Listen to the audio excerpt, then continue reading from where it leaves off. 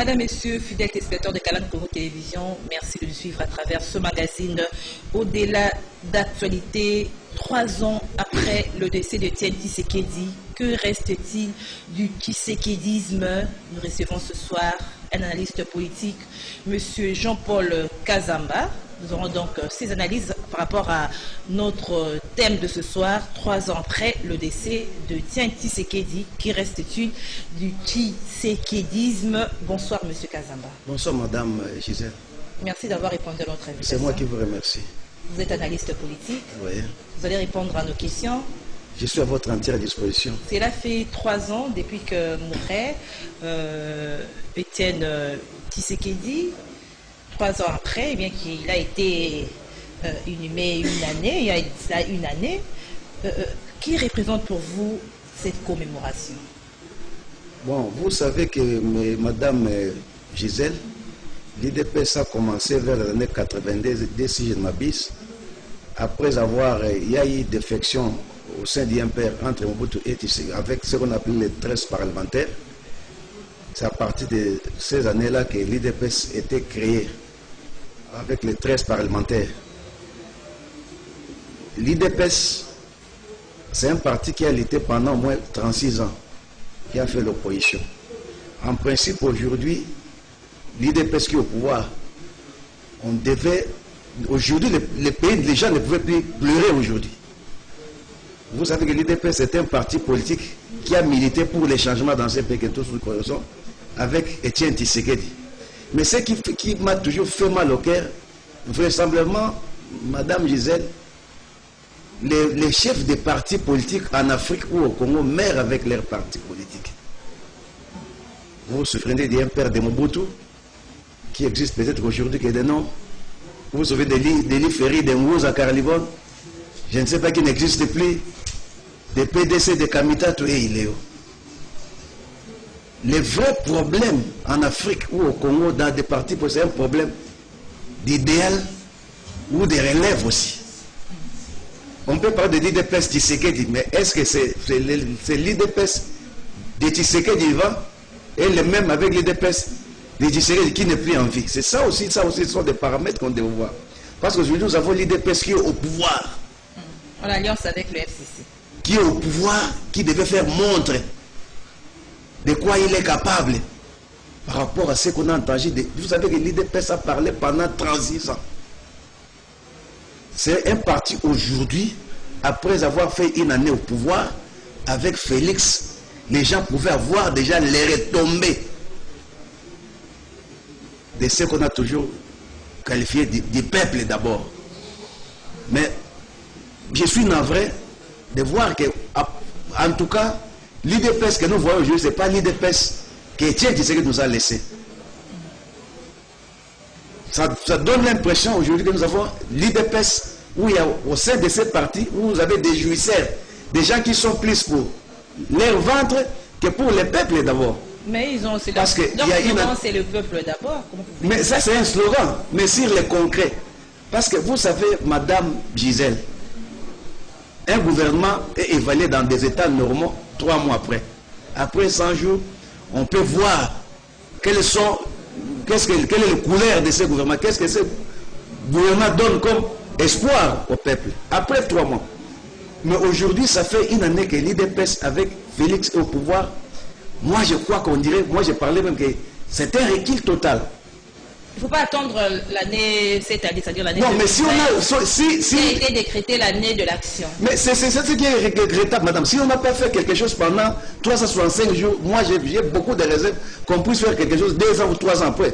Si on est capable de travailler pendant toute une année, j'ai beaucoup de réserves qu'après 2 ans, 3 ans, qu'on fasse quelque chose. On pouvait faire quelque chose aussi, mais déjà, s'il y a des choses qui se disent, s'il y a des détournements qui se font jour, vous savez que notre frère est arrivé au pouvoir, il y a eu les gens, certaines personnes étaient dubitatives pour dire qu'on ne reconnaît pas ces résultats. Mais l'Église catholique est allée au créneau pour dire qu'enterrons ça, regardons dans la même direction, qu'on soutienne les compatriotes pour qu'ils amènent à bien ces pays. Vous savez que Félix n'a pas hérité d'un pays mourant, non.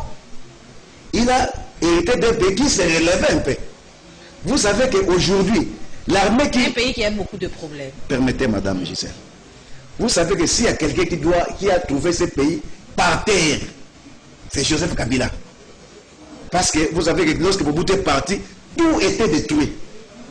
Souvenez-vous du piège de 91-92. Mobutu n'avait rien laissé, ni l'armée, ni du train, il n'y avait rien, même pas de route. On ne parlait pas de Mosé Kabila, parce que Mosé Kabila fait que 2 ans, 3 ans. J'ose croire que c'est Kabila qui a hérité d'un pays qui n'existait même pas. Et selon vous, qu'est-ce que Kabila a fait après Mobutu et dont Félix a hérité? Merci madame. C'est-à-dire que Kabila a trouvé un pays qui n'existait que de nom, qui n'avait ni armée, ni route, ni une compagnie de transport. Il n'y avait rien. Mais quand Félix est arrivé au pouvoir, Félix a même trouvé un pays quand même qui n'était pas par terre, mais qui tentait de se relever. Parce que là, il va trouver... En quoi? Expliquez-vous. En quoi? Parce que là, il va trouver une armée structurée. L'armée qui combat aujourd'hui à l'Est, moi j'ai du mal à croire que Félix puisse acheter ne fût-ce qu'un tenu pour un soldat. L'armée qui combat aujourd'hui, c'est une armée qui a été structurée, qui a été organisée, qui a été formée par Joseph Kabila. Il y a des routes quand même, qui a essayé quand même de réflexionner. Il y a des écoles qu'il a construites. Quelles routes? Citez des routes. Mais il a grandi des routes. Si vous allez à l'intérieur, il y a des routes que vous prenez qui s'engagent Mombasa. Vous parlez seulement de l'agrandissement de routes. L'agrandissement et donc, moi je ne dis pas qu'il a hérité d'un pays qui était au zénith. Mais je dis que par rapport à Kabila sait qu'il a hérité de Mobutu, le pays était détruit. Mais Félix a hérité d'un pays qui s'est relevé quand même. Donc aujourd'hui, il n'a pas d'excuse à ce peuple que d'aller de l'avant. Vous savez que lorsque Félix est arrivé au pouvoir, il a trouvé le même du temps, parce qu'il parle de l'année d'action. Laissez-moi vous me poser la question. Qu'est-ce qu'il a trouvé? Il a trouvé les dollars qui étaient à 16 000. Aujourd'hui, le dollar est à 18 000 francs congolais. Il a trouvé, parce que moi, ma femme va au marché. Il a trouvé un salaire qui coûtait 6 500 francs congolais. Aujourd'hui, c'est à 11 000 francs congolais. Il a trouvé les sacs d'haricots qui coûtaient 195 $. Aujourd'hui, c'est à 250 $ américains. Ce que le peuple congolais demande à Félix Tshisekedi, ce n'est pas qu'il puisse manger 3 fois par jour, non. Mais nous avons estimé que si nous avons trouvé manger une seule fois, qu'il nous laisse manger une seule fois d'abord. S'il a trouvé les dollars à 16 000, non pas qu'il rabatte ces dollars-là à 10 000, mais qu'il laisse ces dollars-là d'abord à 16 000. Mais apparemment, je crois qu'on est en train de reculer. Au lieu d'avancer, c'est là où les bas blessent. Vous savez, madame, dans le programme de 100 jours, il y a eu de l'argent qui a été décaissé. Ça, c'est de l'argent des contribuables congolais. Et ce programme de 100 jours a été financé à 70%. Il y a une ONG qui a fait des enquêtes, il paraît qu'il y a eu des surfacturations, il y a eu des marchés opaques, non transparents. Je disais dans un journal ce matin, si vous prenez par exemple la réflexion des complexes Mokengeli, parce que Mokengeli n'a pas été reconstruit, mais a été réflexionné. C'est-à-dire on a mis de la peinture, on a changé de tôle. On a construit aussi d'autres salles de classe. Quelques salles de classe, ça va coûter 3 millions de $ américains. Madame. Lorsqu'on va réflexionner par exemple l'école primaire, parce que vous savez que nous sommes dans un pays qui est animé du sentimentalisme. Aujourd'hui, l'IDPS, comme vous parlez de 2 ans de la mort de Tiens, moi je crois que ça allait être un jour, une année après qu'il est 3 ans. Une année après au pouvoir, les gens devaient avoir une bonne image du parti. Mais ils donnent l'impression comme ils étaient toujours dans l'opposition.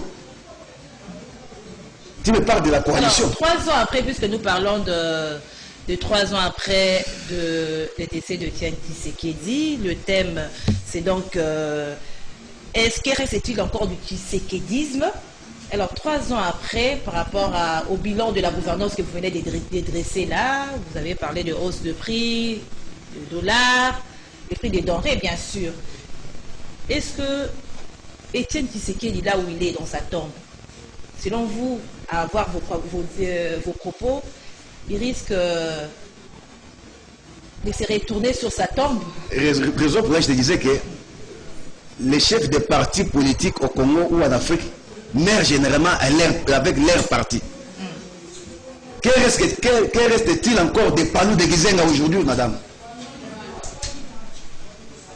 Je sais qu'à l'IDPS, vous avez des Kabouya qui sont là, vous avez des Kabound qui sont là, vous avez. Est-ce qu'ils sont animés de cette même ardeur, de ce même patriotisme qu'avait Étienne Tshisekedi? C'est ça le vrai problème. Parler de l'IDPS, c'est bien bon, l'IDPS Tshisekedi. Mais de quel Tshisekedi s'agit-il? C'est ça aussi notre question. Mais moi, je crois que tout porte à croire que l'IDPS aujourd'hui n'existe que des noms par rapport à ce que nous sommes en train de vivre comme gouvernance. Donc vous voulez dire que les leaders politiques de l'IDPS sont en train de se servir au dos de la population? Mais madame, lorsque vous parlez par exemple de montants comme de chiffres comme de 15 millions de dollars américains qui disparaissent, vous savez Kabila qu'on a beau insulter pendant des années, n'a jamais prononcé le terme de COP ou rétro-commission au sommet de l'État. Ce sont des gens qui ont des salaires. Mais lorsqu'on parle de rétro-commission, ça veut dire quoi? Vous savez qu'il y a eu des routes qui ont été très mal construites à cause des rétro-commissions. Les rétro, ça veut dire quoi, madame? Vous demandez, par exemple, je vous donne un exemple. Vous êtes un ministre, moi je viens, j'ai mon entreprise de construction. Vous me dites que bon, voilà, j'ai 10 millions de francs, de dollars ici. Vous allez, par exemple, construire la route qui quitte Kinshasa.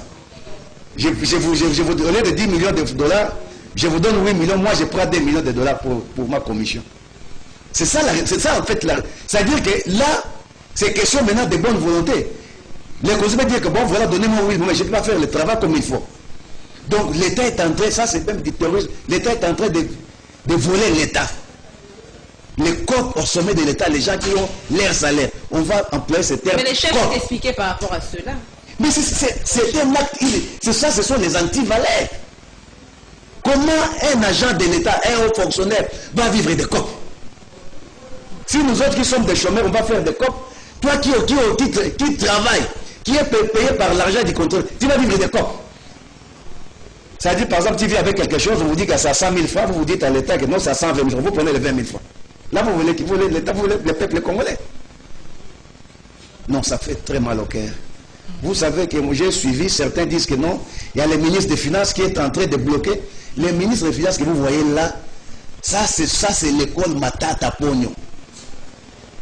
Vous savez qu'on peut tout dire de Kabila, on peut tout dire du FCC. Mais Matata Pogno a fait montre d'une gestion qui n'est pas à comparer avec Tibala, ici de l'IDPS ou de Sami Badibanga. Le ministre Atiel, c'est un poulet de Matata. Ça c'est de l'école Matata. Quand le ministre des Finances vous dit par exemple, bon voilà, sur les 100 jours, on avait déboursé 70% de financement pour les travaux. Mais si les 70%, on remarque qu'il n'y a que 30% qui ont été faits. Où sont les 40%? On va vous acheter encore de l'argent. On vous donne 70% pour les 100 jours. Sur les 70%, lorsqu'on va sur le terrain, on va auditer, on remarque que le travail qui a été effectué n'atteint même pas 50%. C'est à peu près 30 ou 40%. Mais les 30%, vous sont partis de ces 30% autres. On va encore vous acheter encore les 30%. Non, c'est pas parce que vous savez, là dénoncé les présidents de la République que les membres du gouvernement, membres du FCC, l'empêchent de bien travailler. C'est ça. Moi, je crois qu'il y a quand même, vous savez, Madame Gisèle, nous sommes dans un pays des droits. Nous sommes dans un pays où, malgré que nous souffrons, il y a des gens qui ont étudié aussi. Il y a eu, selon moi, une certaine contradiction dans les chefs du président de la République. Lorsqu'il arrive au Vatican, on lui pose la question sur la santé FCC cash. Il va dire que là-bas, la santé est au beau fixe. Il ne voit personne, ni au FCC, ni au cash, qui peut l'empêcher à appliquer sa politique.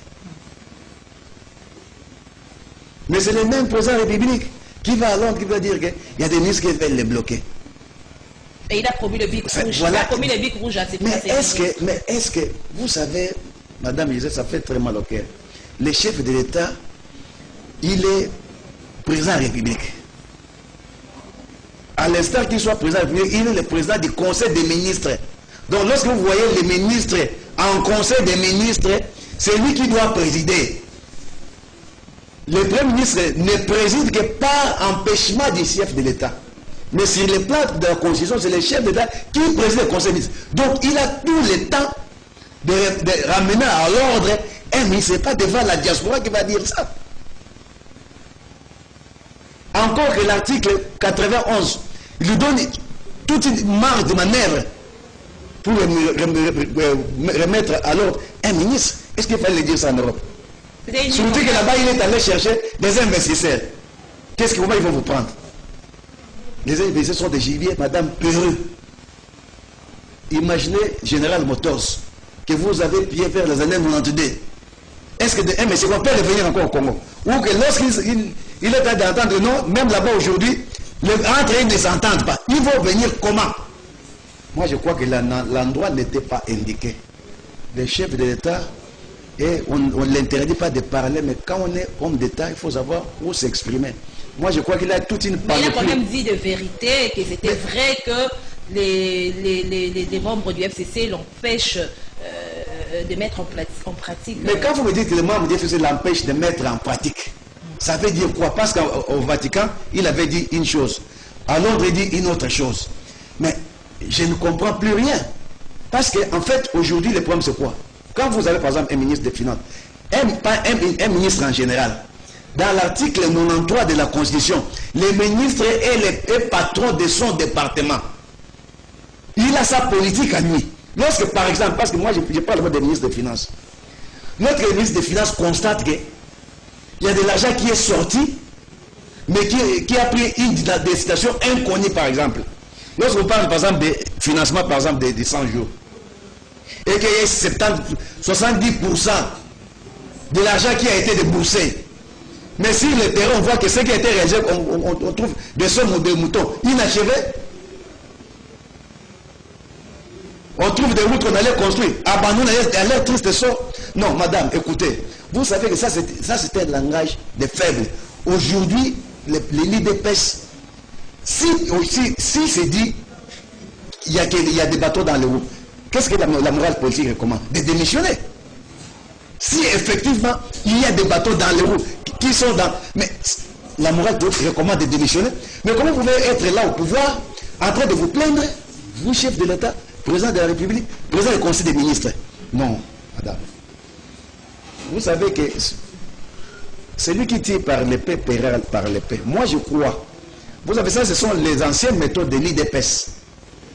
L'IDPS, à l'époque, a court-circuité Moussa Karalibonde. Lorsque Moussa Karalibonde était premier ministre de Mobutu. Et déjà, je crois, là même était Ali Soras, même de témoigner, il a envie.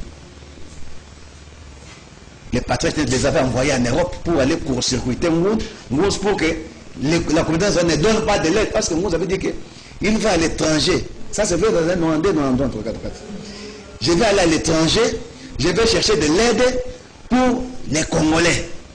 Je vais m'amener avec moi des poulets, je vais m'amener avec moi des chinchards, et que ces poissons-là arriveront jusqu'à l'assiette du fils des sentinelles. Ça, c'est Moussa qui l'avait dit. Parce qu'il avait une probité à l'époque.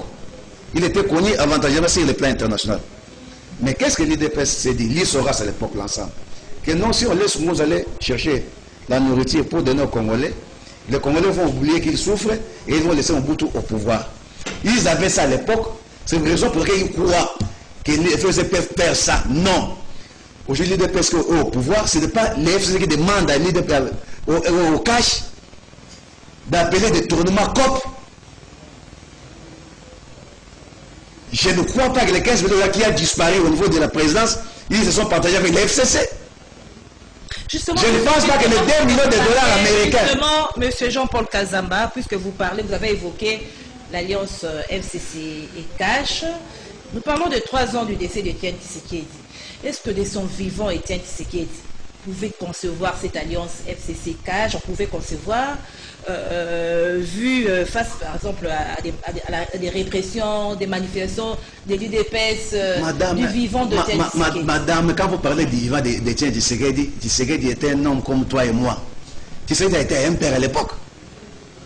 Il était dit un père. En politique, les alliances se font et se défont. La politique est dynamique. C'est un secteur aléatoire. Les amis d'aujourd'hui peuvent devenir ennemis demain. Les ennemis d'hier deviennent les amis aujourd'hui. C'est ça, ça c'est rien. C'est ça, la politique est dynamique. Les alliances se font et les alliances se défont. Ça, c'est pas un problème. Vous savez que ce n'est même pas une première. En France, Chirac avec Lionel Jospin, ce n'était même pas une coalition, mais une cohabitation. C'est encore pire qu'une coalition. Mais ils ont atterri en douceur.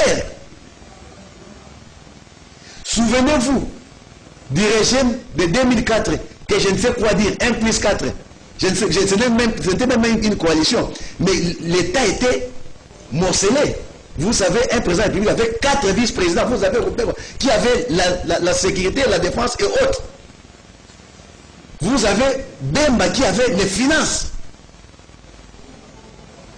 Et Kabila très jeune, à 30 ans d'âge. Mais il est arrivé, malgré tous, regardez un Bemba par exemple, avec même à côté d'un jeune garçon de 30 ans. Regardez Roubert. Mais comment ils ont atterri? La politique est dynamique. Parce que vous avez vu, je vais pleurer à la télévision, que voilà, Roubert est en train de faire ça, Bemba est en train de faire ça. Il a travaillé avec eux, il a eu des coups, il a eu des couacs, mais il est arrivé. Il est question aujourd'hui, Madame Gisèle. Moi, je crois que on n'a pas besoin.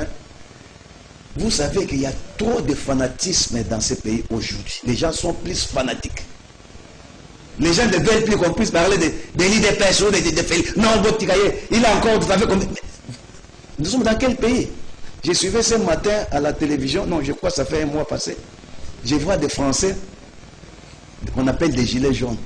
Certains marchent, on a posé à une autre question. Non, nous, on est fatigué, d'arriver sur cette planète Terre. Nous voulons aller à la planète Mars. Ils demandent, ils sont exigeants à leurs dirigeants. Mais nous, Africains, lorsqu'un dirigeant arrive, il vous fait un petit pont, l'argent qui ne sort même pas de sa poche, l'argent de 3 contre. Ah, l'autre facile béton. Non, c'est pas ça. Moi, je crois que le pays va évoluer il faut avoir un esprit critique. Lorsqu'il n'y a pas une opposition, le pouvoir crée, on dit ça, le pouvoir crée les germes de sa propre destruction. Un pouvoir sans opposition, c'est un pouvoir qui se défait. C'est un pouvoir qui crée les germes de sa propre description. Un pouvoir qui n'a pas une opposition, qui n'a pas un écho contradictoire, c'est comme un véhicule qui n'a pas de phare, qui va rouler la nuit et qui va finir sa course dans les ravins.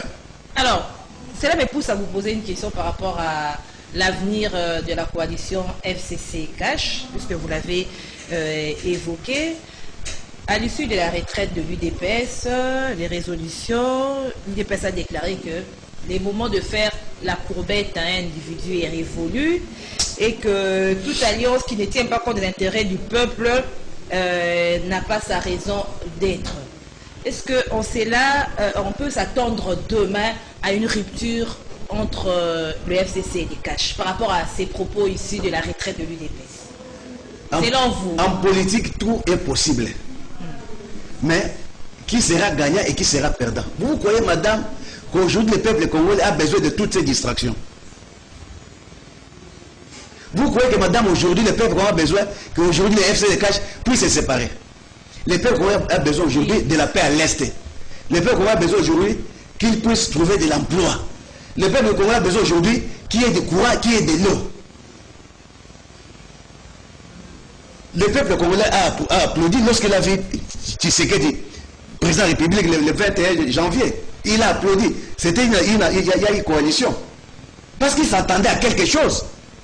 Qu'est-ce que le peuple gagne avec dans tout ça? Mais il faut d'abord savoir une chose. Que la coalition aujourd'hui profite plus au cash qu'au FCC. Vous savez que dans la manière où les élections sont déroulées, lorsque vous dites, vous savez que la Bible dit que lorsque vous voyez qu'il y a quelqu'un qui a quelque chose dans son œil, et vous ne voyez pas la poutre qui est dans votre, c'est grave. Commence d'abord à lever ce qui est dans ton œil pour lever la poutre qui est en vous. Commence d'abord par vous-même.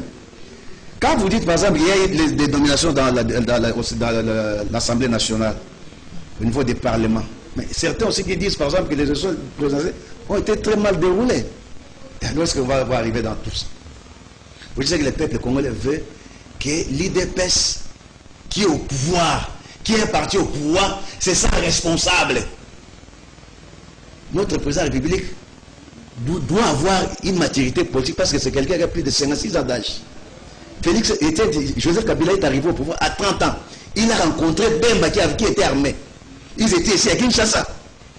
Vous vous souvenez qu'à la fin de 2 ans après, il y a Bemba qui dirait que non, qu'ici quelqu'un sort, il va me trouver avec des chars de combat dans la rue. Mais Kabila est allé, mon moment jusqu'à la fin à atterrir. C'est ça, moi je crois qu'il doit, quand on est chef de l'État, on est père de la nation. Il faut savoir que vous avez mon même il faut savoir amener ces gens jusqu'à un atterrissage en douceur. Il ne faut pas... Vous savez, madame, aujourd'hui, j'avais entendu une fois, oh non, on a brûlé les filles, on a fait ça. Ça veut dire que ça fait très mal. Mais ça, ce sont des accessoires. Je vais entendre un cadre, un haut cadre, qui va dire que non. Mais lorsqu'on brûlait les filles, la police était là. Mais lorsque vous dites que la police était là, mais la police dépend du ministère de l'Intérieur, que vous êtes ministre. Lorsque vous dites que la mère était là, mais la mère, c'est une structure qui dépend directement du président de la République. Alors, pour mettre fin à la crise politico-sécuritaire qui s'est vue en République démocratique du Congo, puisque tout ce que vous venez de dire là, vous soulevez le fait qu'il y a une crise dans les pays, que rien ne marche par rapport à vos propos. Il y a un groupe des politiques qui, à travers une lettre commune, ils ont demandé au président de la République française, Emmanuel Macron, de piloter un dialogue. Quel est votre point de vue par rapport à cette demande de dialogue? Madame, oui. Si ces pays pouvaient évoluer par rapport au dialogue, on serait, comme on a toujours dit, l'Allemagne d'Afrique. Si ces pays pouvaient évoluer, décoller par rapport au nombre de discours, avec le nombre de discours que Félix a fait, on serait très loin. Si ces pays pouvaient évoluer par rapport au nombre de voyages que Félix a fait à l'étranger, on serait loin aujourd'hui. L'année de l'action, c'est 2020. Maintenant, là, il passe en action. Mais, madame, il a parlé de... C'est à notre intérêt que Félix réussisse. Vous croyez que moi, là où je suis, lorsqu'on n'a pas du courant, ça fait 6 jours, 7 jours, on n'a pas du courant. Ça me fait du bien. Lorsqu'on se réveille le matin, le dollar qui était à 16, aujourd'hui, ça dit 700. Vous croyez que je dois danser? On a le seul moyen de soutenir un pouvoir. Est-ce que vous avez vu combien de fois les gens marchaient ici qu'on veut que Tshisekedi démissionne? Il est soutenu. Même ceux qui n'ont pas voté pour lui aujourd'hui le soutiennent. Il veut qu'il aille de l'avant. Maintenant, il est question, vous savez que d'ailleurs, même entre, il se tire à boulet rouge au cash. Vous allez me dire que l'IDPS et l'INT, ils sont en bon terme. Parce que vous dites le cash et l'FCC. Est-ce que vous pouvez me dire que l'IDPS et l'INT sont en bon terme? Ça, ce sont des querelles politiciennes que le peuple n'a pas besoin, que l'IDPS, d'ailleurs, lui en fonction, il ne peut plus avoir besoin, parce que lui, il est au pouvoir. Ce n'est plus le temps pour lui à faire des meetings. Mais c'est pour lui le temps de poser des actes. Les meetings, les discours pouvaient être faits par la MOUCA, à la limite par les FCC. Mais aujourd'hui, l'IDPS qui est au pouvoir puisse prendre les choses au sérieux, qui ne puisse pas confondre lorsqu'il était un parti d'opposition et un parti de pouvoir. Aujourd'hui, il est au pouvoir. Le pouvoir, on l'exerce. On ne plaint pas, on l'exerce. Si vous n'êtes pas à mesure de l'exercer, on démissionne moralement parlant, politique, ce n'est pas de la morale politique. Le peuple aujourd'hui a besoin, le peuple n'a pas besoin de tout ça. Le dialogue. De toutes ces querelles-là. Qu'est-ce que vous avez dit par rapport au dialogue? Moi, je vous ai répondu que si le dialogue pouvait décoller ce pays avec le nombre de dialogues, ça n'a rien donné. Aujourd'hui, moi, je crois qu'il faut respecter ce peuple congolais. Le peuple est en train de suivre Félix au pouvoir. Le peuple congolais qui n'arrive pas à se mettre toujours d'accord. Non. Il a 5 ans. 5 ans, c'est rien. Hein? Déjà, il a dénoté, nous sommes dans la deuxième année. Moi, je crois que la meilleure des façons, c'est retourner au souverain primaire au travers des élections. Les histoires là de partage de gâteaux dans des chambres, dans des salons, ça n'a rien pour dans ces pays. Moi, je crois qu'il appartient aujourd'hui au peuple. Le peuple est en train de voir. Ils ont donné un mandat de 5 ans à Félix. C'est à lui de capitaliser ça. C'est à lui de capitaliser ça. Et 5 ans après, il y aura une sanction populaire. C'est au travers des élections qu'il sera sanctionné. C'est ça ce que le peuple veut aujourd'hui. Mais cette histoire de querelles byzantines, des cours, tout ça, le peuple n'en a pas besoin. Et qu'est-ce que vous suggérez aux autorités du pays pour que le peuple puisse s'y retrouver, pour que le slogan le peuple d'abord devienne une réalité? Aujourd'hui, le peuple est en train de regarder Félix Tshisekedi qui est président de la République, qui a été voté à l'est, à l'ouest, à nord et au sud. C'est lui le président de la République. Ça ne marche pas, le peuple le regarde. C'est à lui de savoir qu'il a une charge. Il n'a pas ce temps-là de se faire distraire. Il a toute une charge, qu'il ne soit pas complaisant, même si ça donne quelqu'un de sa plateforme et que la justice est en train de dénoncer qu'il ne soit pas complaisant parce que le peuple est très regardant. Que cette histoire, par exemple, il y a tel montant qui vient de disparaître et vous prenez des devants pour vous dire que voilà, non, il y a ça. Non. Moi, je vous avez trop parlé du négatif. Hein. Quel est le point positif qu'on peut retenir de la gouvernance de Félix Tshisekedi dans une année? En tout cas, madame, pour moi, je peux vous dire que c'est une déception. Rien n'est encore fait. Peut-être vous allez parler de la gratuité. Moi, j'ai été enseignant. Ce pays n'a pas été détruit par le Minerval, non. Ce pays a été détruit par la modicité des salaires des corps enseignants. Parce qu'on était très mal payé et on s'est laissé corrompre par des 1000 francs, par des 2000 francs. Raison pour laquelle vous voyez par exemple un enfant qui enseigne des humanités, il va présenter l'examen d'état en mécanique. Il n'a pas un diplôme, il va le mot sort en biochimie, il a un diplôme en biochimie, un mécanicien. C'est la corruption. La corruption a gangréné notre éducation aujourd'hui au rabais. Ce n'est pas parce qu'on paye le minéral cher, mais parce que les enseignants étaient... Tant que le corps enseignant, le salaire des corps enseignants ne sera pas amélioré, notre éducation, la gratuité n'a rien à voir. Par contre, ça sera une usine de fabrication des chômeurs, mais des chômeurs qui n'auront même rien en tête parce qu'avec des professeurs qui se laissent corrompre parce qu'ils sont très mal payés. Alors, nous allons terminer par une question qui est en rapport avec notre thème d'aujourd'hui. Félix Tshisekedi, la gouvernance de Félix Tshisekedi, Étienne Tshisekedi, son père, 3 ans après son décès, aujourd'hui on peut dire que s'il était vivant, il serait d'accord ou pas de son fils, selon votre analyse. Bon, moi je crois qu'on dirait que c'est ça l'archétype même de l'IDPS. Excusez-moi. En regardant, comme s'ils n'ont pas cette culture de la gestion de la chose publique. Vous vous souviendrez, le patriarche, que son âme repose en paix, il est élu Premier ministre de la CNS. Il avait fait 3 mois sans pour autant payer les fonctionnaires. Si vous regardez, Birino était Premier ministre avec Moutou, il n'a rien foutu. Si vous prenez Tibala, vous prenez Sami Badiban. En comparaison avec Matata Pan, aussi qui a travaillé aussi avec Kabila. Donc, l'IDPS est en train de donner aujourd'hui l'impression qu'il est fait pour s'opposer et non pour gouverner. Merci, M. Jean-Pierre Kazan. Je vois que c'est votre mot de la fin. Le mot de la fin, aujourd'hui, nous voulons que Félix puisse imiter Joseph, qui a reçu le pouvoir à 30 ans, mais qui a su, avec 4 vice-présidents, il nous a amenés aux élections. Lui, c'est une coalition. Il est président de la République, il n'a pas de vice-président. Qu'il soit fort, qu'il ait cette maturité politique pour que l'atterrissage soit en douceur.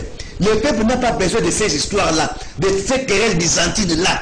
Il a besoin de voir travailler. Vous savez que c'est un parti qui a beaucoup parlé pendant la transition. Merci, monsieur. Aujourd'hui, on a besoin des actes concrets. Des actes concrets qui prouvent de quoi il est capable, pourquoi il a parlé. Merci d'avoir répondu. C'est moi qui vous remercie, Madame. Merci à vous, fidèles téléspectateurs de Canal Congo Télévision, du magazine Au-delà de l'actualité. Nous recevons aujourd'hui M.